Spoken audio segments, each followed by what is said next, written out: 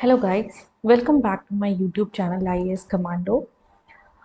So in this video, we are going to discuss how I solved my CSAT paper. And CSAT has definitely in the recent times been a dream killer because yes, I have seen many people who have got great scores, great scores in their GS paper, but have flunked in their CSAT papers. So, what is the thing that makes some people flunking their qualifying paper? So, if we talk about how do we qualify a CSAT paper, it is just about the management. Because yes, in the recent times, CSAT paper has been definitely very heavy on the side of reading the questions. So the time management is also important because you won't be able to solve 80 questions unless you are a genius or you have devoted a lot of time for practicing CSAT. But the thing is that you cannot practice CSAT a lot because preparing for prelims paper as well as for the further phases of examination also needs a lot of time. So giving a lot of time to CSAT paper is not a good choice because then we have to also think about other aspects of the UPSC examination. So I think if we go to tackle the paper on the basis of time management and management of the questions of selecting how of knowing how to select the questions that we can solve very easily because definitely there will be a certain amount of questions that can be solved very easily, and from those questions we can get the qualifying marks, which is 33%. So on that basis, we can definitely qualify a CSAT score with giving a minimum amount of time to it and with less amount of practice also. So what was my strategy? See, I would not practice for CSAT paper in some of my attempts. Like I have, when I gave my first attempt in 2016, before that I used to practice for CSAT, and also the thing is that I gave my CAT examination and performed well in that examination. So for that time I did a lot of practice for maths, but and I when I saw the paper of 2015 and 14 and 13, so I thought that these papers are easy and they won't require much of practice for qualifying them, and so that practice continued until 2019. But when I saw the CSAT paper in 2019, then I became aware of the fact that um, I cannot be non-serious in my approach for that paper, and I have to do some of my homework for appearing in my next attempt. So I did practice a few papers in when I attempted my prelims 2021. So that is what my score showed. So I would say ki yes, please do practice at least 2-3 papers depending upon how much you have practiced. Also, I would like to say that uh, when you are approaching your CSAT paper, yes, there is definitely the maths has gotten tougher on some aspect because if you see the papers in 15, 16, 17 that came, so they were based on very simple 10th standard maths, which is and the question were also not too lengthy. So if you are applying simple percentage and these kind of things, or if you are knowing some divisibility techniques, then it would very easily work. Okay, so let's see how I did my paper and what I would suggest. Also, I would like to say that one of my friend, he was unable to clear the CSAT, and he asked me that what you did. So I told him my strategy in paper, that what I did, how I managed the paper. So when he started doing his mocks based on that paper, and he did on the real day, so he told me that your strategy worked. So what I am telling is that it has worked not only for me but one of my friends also. So I think it's I would not suggest that you follow this strategy only. It's your discretion whether to follow it or not. But I'll tell you what I did. Okay, so let's move on directly to how I attempted my paper. So I would first solve all the comprehension. So in my prelims paper, what I would do is that I would make a first reading of all the 100 questions, and the questions that I knew, I would mark away answers straight. I would straight away mark the answer on the question paper, but not on the answer sheet. I would come uh, in my second reading, I would come to mark the answer. Okay. So, but in CSAT paper, what I did was when I get the paper, I search for where the comprehensions are, and I would solve them directly. So I would find their answer. I would mark it on the OMR sheet, because the questions are, though there are only 80 questions, but you need to read and you need to apply a lot of your brain there. It is not based on your memory. So it definitely takes more time than solving the prelims paper. So this was my strategy, and then uh, after solving my comprehensions, I would solve all the comprehensions. I would leave none. Okay. And then after solving all the comprehensions, I would go for searching that which questions can I solve easily. For example, the blood relation questions you can solve very easily. Any question that has percentage in it, you can solve very easily. There are some questions which are just based on the statements and the data that is given, so that you can solve very easily. Okay, so these kind of question I would find, and then I would solve them straight away. And after that, I would go for that series type of question, mathematical series, because that also comes to me a little bit easily. And then I would go for the tougher questions. So this was my strategy, how I solved my CSAT paper. So now let's see how I did my comprehensions. So what was my approach in doing comprehensions? So my CSAT paper is not based on much practice. Okay, so let's see how I solved my RCs, and from there you can see what I did, and if uh, you find something beneficial for yourself, you can acquire that. Okay, so let's move on to solving CSAT. So, in solving comprehensions also, there is one of my tricks. Whenever it is asked for the crux of the package or for drawing inference, these kind of questions, there I would read the passage first and then go for reading the questions. But when the question is asked in form of some information that must be given in the passage, so then I would read the question first. Okay, so let's see the question for the passage 1. Okay, so what is the question? Question is saying unsustainability in production pattern is due to which of the followings?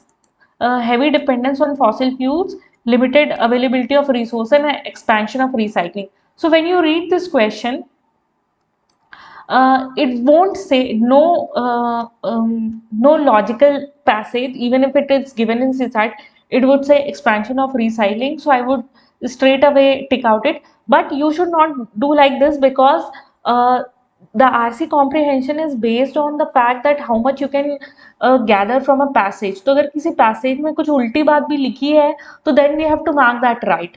But it doesn't generally happen कि कोई भी illogical बात को वो सही बोल देगा. Okay, so this is not recommended, but still. So let's move on to see unsustainability in production pattern is due to which of the following. ऐसा passage में क्या दिया हुआ है.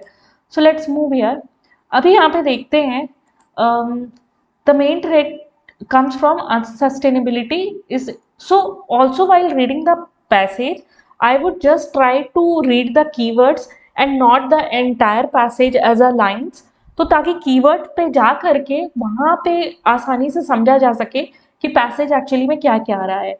तो यहाँ से व्हेन आई वुड रीड, तो main threat to maintaining progress in human development unsustainability, so I would underline main threat and unsustainability of production and consumption pattern. ठीक है. Then why? क्योंकि production models are heavily dependent on fossil fuels. We now know that this is unsustainable because resources are finite. Okay, so from here I get fossil fuels and resources are finite. So वो दोनों statement already उसमें दिए हुए थे. And then it says कि economic growth और GHG emissions में जो link है उस जो close link है needs to be severed for human development to become truly sustainable, है ना. तो basically what it is trying to say is that the more green house gas you are emitting the more economic growth you are getting in terms of monetary, क्योंकि यहाँ पे disaster management का वो include नहीं कर रहे, but इतना हमें नहीं सोचना है while reading the passage. Some developed countries have begun to alleviate. How? By expanding recycling and investing in public transport and infrastructure. But developing countries are hampered by because high cost and low availability of clean energy resources. And what can developed countries do? They need to support developing countries in transition to sustainable human development. So when we see this passage, sorry. So when we see this passage, so when we are solving this question, so straight away we get the answer because we have seen वहाँ पे बोल दिया है कि heavy dependence on fossil fuels and limited availability of resources. Okay, so your answer becomes 1 and 2. So let's see the next part of this question. What is the next part of this question? It says developed countries can support developing countries transition to sustainable human development. How? पहली क्या चीज बोल रही है कि बोल रहा है making clean energy resources available at low cost. Okay, so let's see. तो इस क्वेश्चन में अगर हम देखें तो इट इज गिवन कि developing countries are hampered by high cost and low availability of clean energy resources. तो ये दोनों चीज हो जाती है. Okay, so let's move here. तो ये फर्स्ट वाला statement definitely it feels right. फिर दूसरा बोल रहा है providing loans for improving their public transport at nominal interest rate. तो ये बहुत ही बिकॉज अगर यहाँ पे ये ऐसा बोलता कि providing investment for improving their public transport या helping then in any other way, but ये क्योंकि बहुत ही डायरेक्ट बोल रहा है providing loans for improving their public transport, तो I would not consider this. Okay, तो जब मैं 2 को नहीं कंसिडर कर रही हूँ तो 2 किसी भी स्टेटमेंट में नहीं है, तो I would go for 1 only. But ये क्वेश्चन थोड़ा डाउटफुल है because then third statement is seems correct, encouraging them to change their production and consumption patterns. But वहाँ पे explicitly नहीं दिया है encouraging them to change their production and consumption pattern.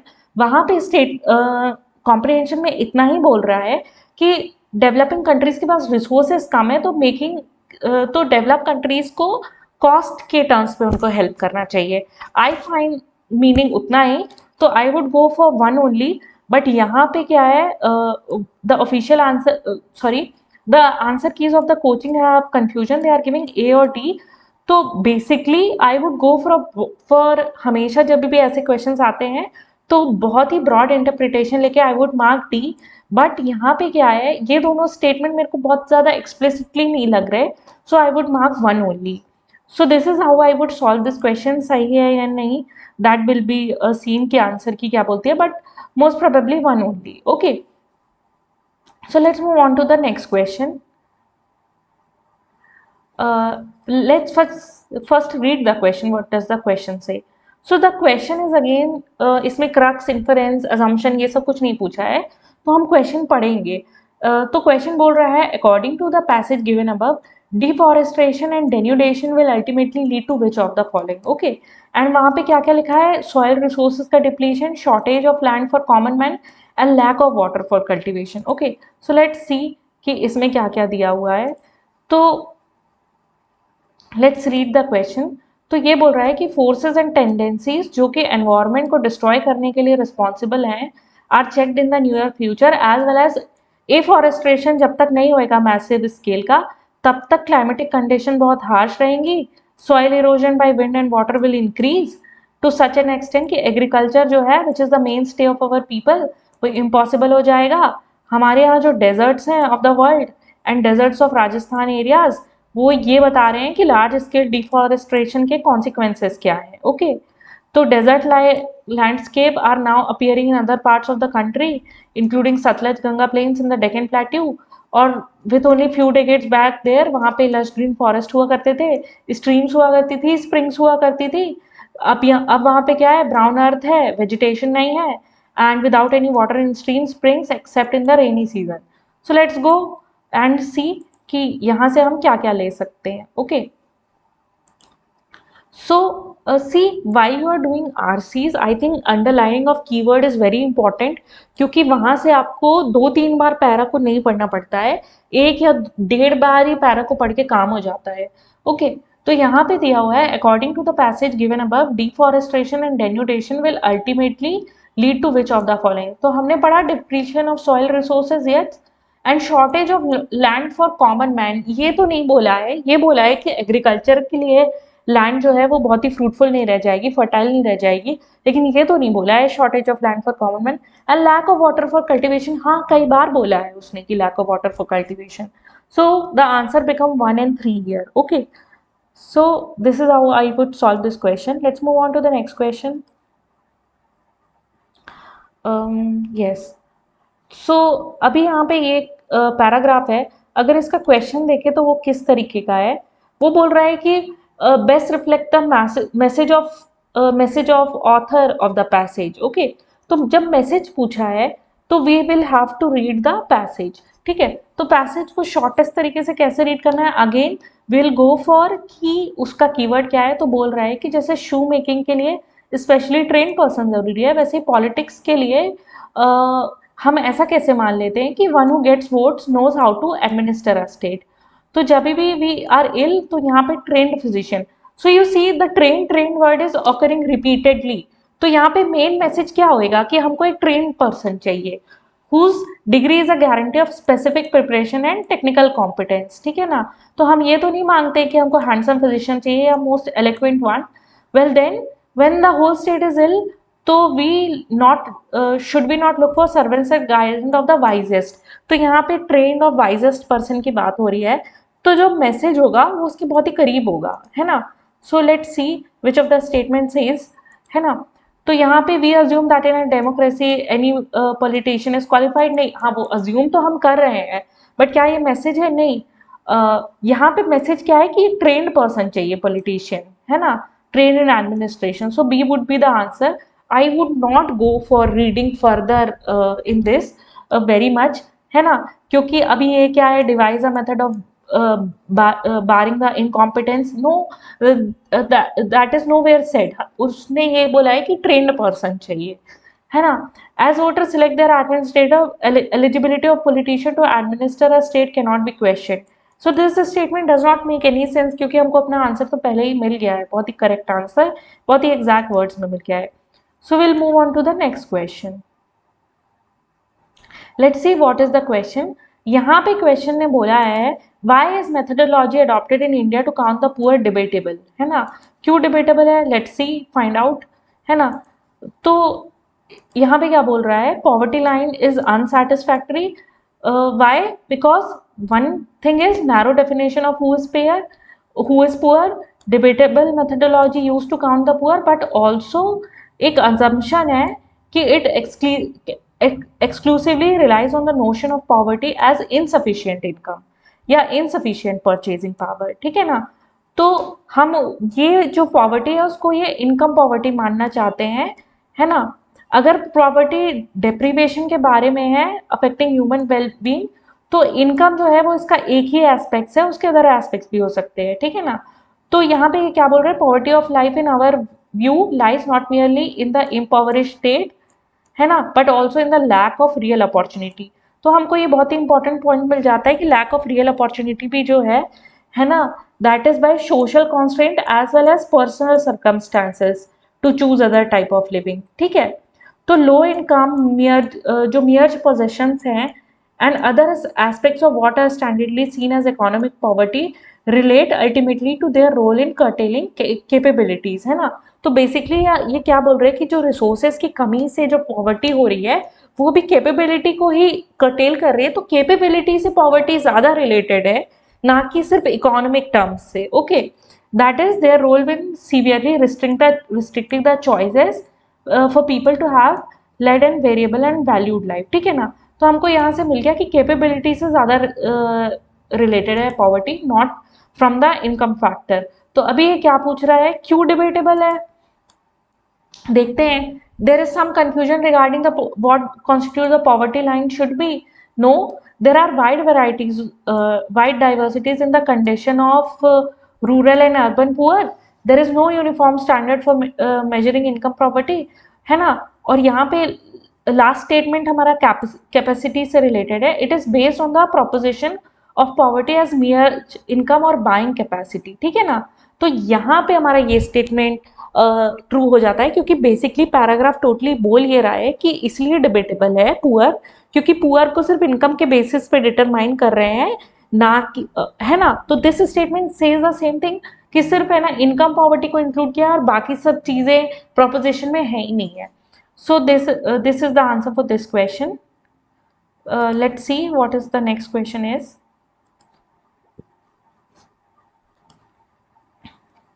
Why is income poverty only one measure of counting the poor? Uh, why? Because it talks of only one kind of deprivation, ignoring all others. तो ये statement अच्छा लगता है ना.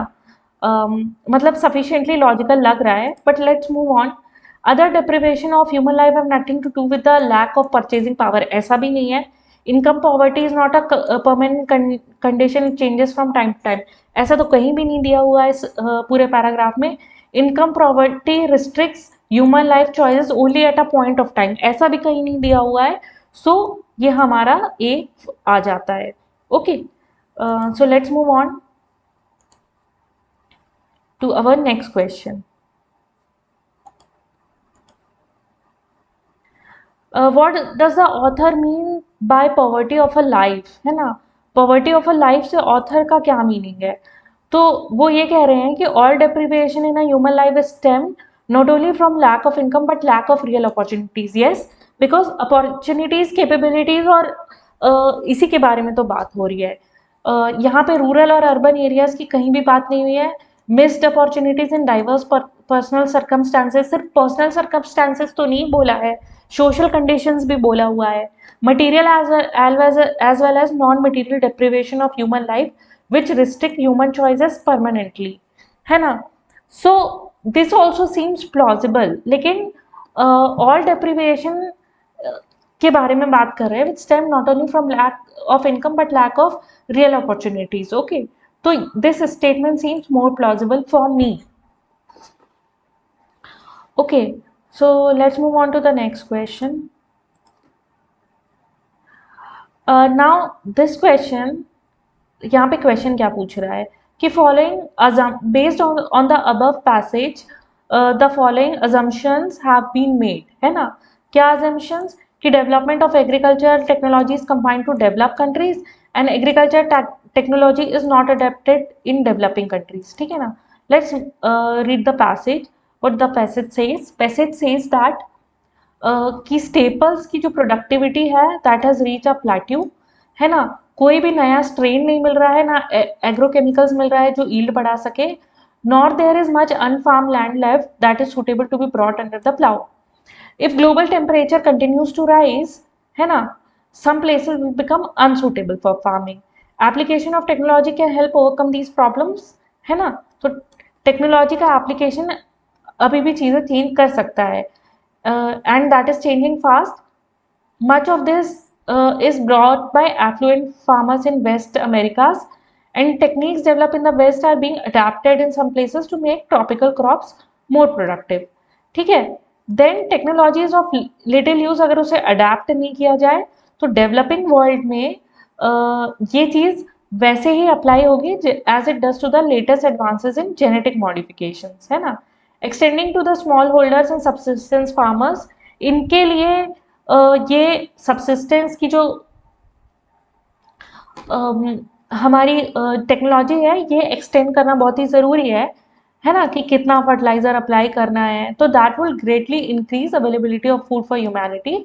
सो और उसी तरीके से बेटर रोड स्टोरेज फैसिलिटीज और carriage of surpluses to the market और वेस्ट रिडक्शन काम आएगा. तो मतलब एग्रीकल्चर के बारे में टेक्निक्स, अडेप्टेबिलिटी और जो दूसरी एक्सटर्नैलिटीज हैं अदर देन प्रोडक्शन, उसको भी एड्रेस कर रहे हैं, ठीक है ना, पैसेज में.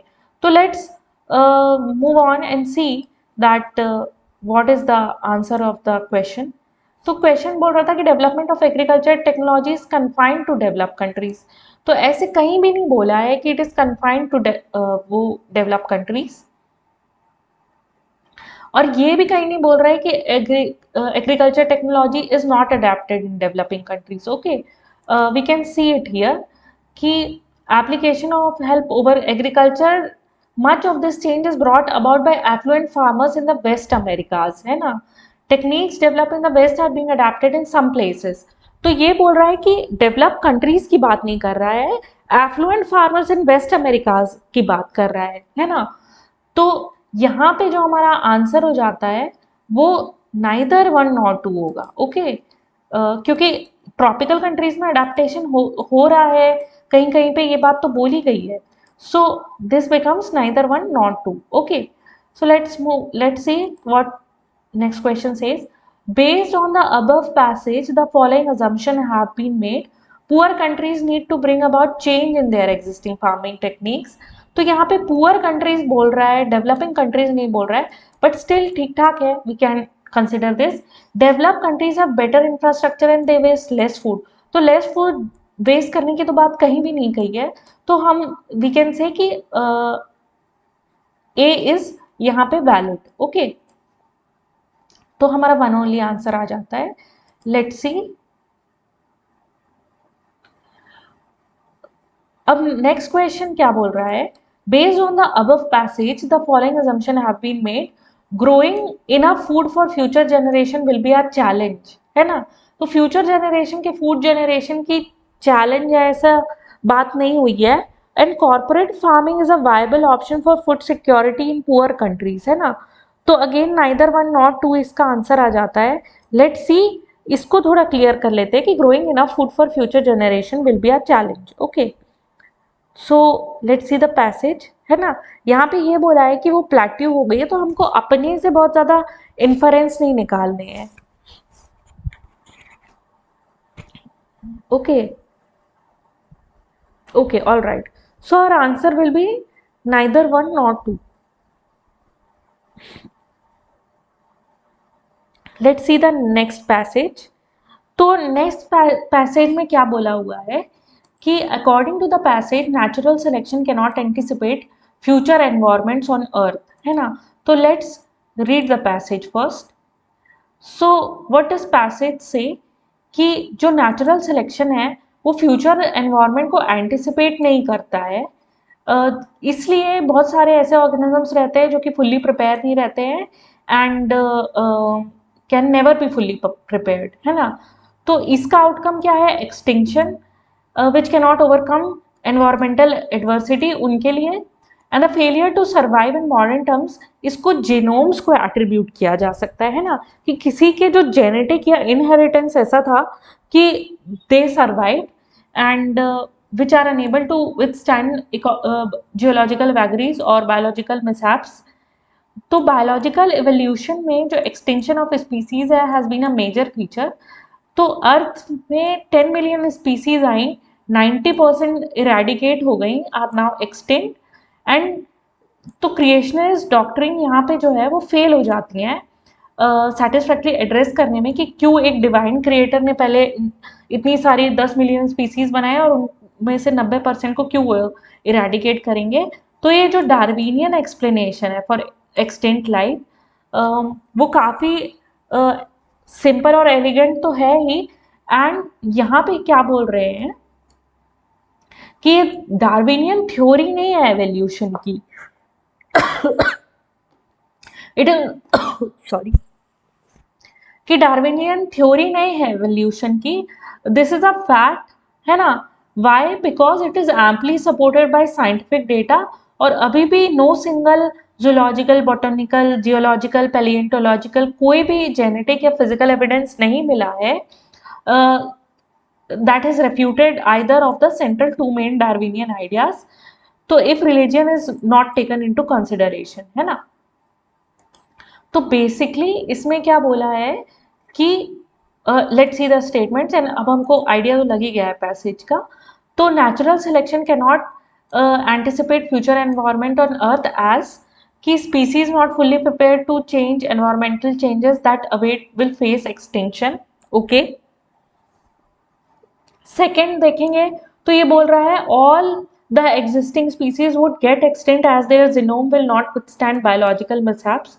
सो okay, this statement is definitely wrong, क्योंकि ऐसा तो कहीं नहीं बोला है कि ऑल जो भी एग्जिस्टिंग स्पीसीज है सारी है ना एक्सटिंक्ट हो जाएंगी, नहीं, कुछ तो अडेप्ट करेंगी। तो जहां पे भी टू नहीं है वो सब एलिमिनेट हो जाएगा, तो हमारा सी आंसर हो जाता है। So this is how we get this answer. बाकी आगे की स्टेटमेंट भी सही है, you can evaluate, but because we are short of time in this video as well as in our examination, so I will not go for um, evaluating more of the statements. यहाँ पे क्या है, the passage suggests that Darwinian theory of evolution is not a theory at all. Why? Because it's a fact and उसको refute करने का कोई भी evidence नहीं मिला है, तो C हमारा आंसर हो जाएगा. So let's move on to the next question. Next question क्या बोल रहा है कि with reference to the passage the following assumption has been made. क्या कि only species that have ability to overcome environmental will survive and perpetuate. Okay. Third क्या बोल रहा है, Darwin theory explain all the natural phenomena. No, ऐसा तो कुछ नहीं बोला गया है. More than 90% of the species on earth are in danger of getting extinct due to drastic changes in environment. ये भी कहीं नहीं बोला गया है. So our answer becomes one only. ऐसा बोला है कि 90% स्पीसीज एक्सटिंक्ट हो गई थी, है ना, and one is definitely correct. So our answer becomes one only. Okay, so this is how we solve comprehension. बहुत सारे कॉम्प्रीहेंशन और भी है, बट यू कैन सी कि आरसीज जो हैं this are the major chunk. और अगर इसमें आपका ऑब्वियसली इसमें अगर 80 to 85% भी करेक्ट होने का रेशियो आ जाता है तो बहुत सारे क्वेश्चंस है ना सॉल्व हो जाते हैं. जो आरसीज बच गए हैं 2022 के पेपर में वो हम नेक्स्ट वीडियो में सॉल्व करेंगे. And if you like this video please press the like button, share my channel and subscribe to my channel. And also, if you saw this video to the last, thank you so much for waiting and listening to me. And all the best for your examination. Thank you so much.